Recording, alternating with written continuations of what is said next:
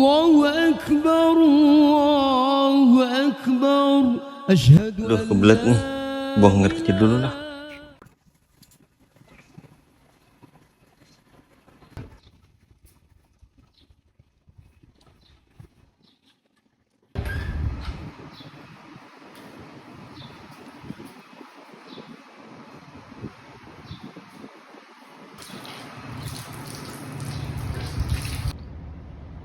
Duh, kayaknya batal nih. Sepertinya masih ada yang tersisa pas buang air kecil tadi. Batalin gak ya sholatnya? Sudahlah, batalin aja lah.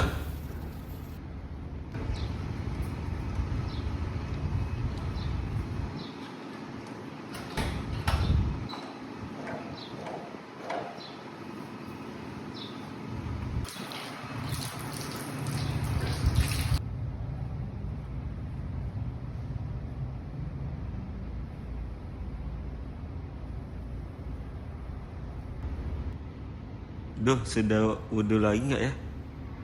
Udahlah, batalin aja sholatnya. Takut nggak sah nanti.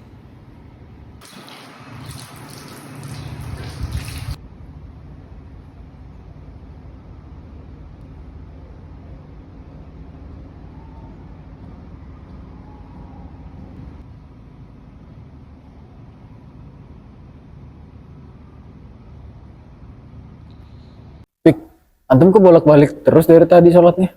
Kenapa? Iya, Ana ragu nih. Tadi habis kencing kayaknya masih ada sisa. Terus yang keduanya tadi dibatalin kenapa? Iya, tadi pas dari WC, Ana ragu. Udah wudhu atau belum. Jadi Ana batalin lagi. Itu was-was, Pik. Dan itu perbuatan setan. Terus bagaimana caranya biar kita nggak was-was? Yuk kita tanya Ustadz aja yuk. Mumpung ada Ustadz Ibnu nih. Boleh?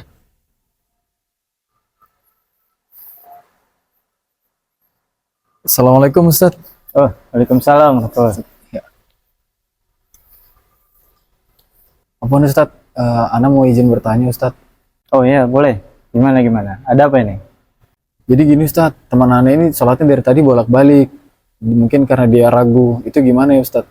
Loh, emang ragu karena apa? Kok bisa sampai ada was-was? Tadi pas sholat Ana ragu-ragu Ustaz. Kayaknya ada yang keluar. Makanya Ana batalin sholat Ana. Langsung keluar.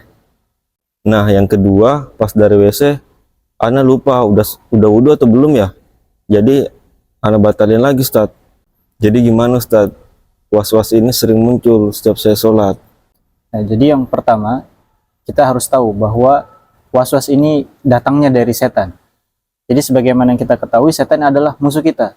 Jadi setan tidak akan ridho kalau kita ibadahnya khusyuk. Maka disitulah setan masuk, memberikan rasa was-was dan ragu kepada manusia ketika dia sholat.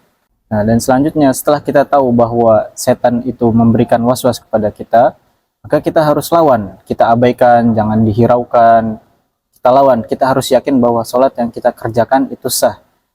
Seperti tadi lupa apakah sudah berwudu, kita harus yakin kita sudah berwudu, atau apakah ada keluar sedikit atau tidak, maka itu harus yakin. Sebagaimana yang disabdakan Nabi, la yansorif hatta yasma'a sautan aw yajid rihan. Jadi jangan tinggalkan sholat kecuali dia benar-benar yakin telah mendengar suara atau mencium bau dari kentutnya itu.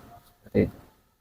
Ya, kemudian yang selanjutnya kita harus banyak-banyak berdoa kepada Allah. Kemudian kita latih, kita bersabar karena was-was ini adalah godaan dari setan, maka kita harus sabar, kita latih supaya terbiasa untuk tidak was-was ketika sholat.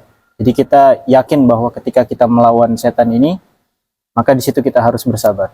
Kemudian yang terakhir, karena kita tahu bahwa was-was ini adalah godaan setan, maka kita harus berlindung dari godaan setan. Sebagaimana di dalam hadis ketika sahabat Utsman bin Abul As datang kepada Nabi SAW, beliau menceritakan bahwa ketika dia sholat ada setan yang mengganggunya sehingga bacaannya jadi tidak lancar. Maka apa yang dikatakan Rasulullah SAW, "Dzaka syaitan yuqalu lahu khanzab fa idza ahsastahu fata'awwad billahi min watfil ala yasarika thalathan." Jadi Rasulullah mengatakan bahwa itu adalah setan yang biasa disebut khanzab. Maka ketika dia datang mengganggu kalian ketika sholat, maka berlindunglah kepada Allah Subhanahu wa taala dan meludahlah ke sisi kiri sebanyak 3 kali. Tapi bukan meludah yang berat ya, yang seperti cuih, tapi ya meludah ringan 3 kali ke sisi kiri.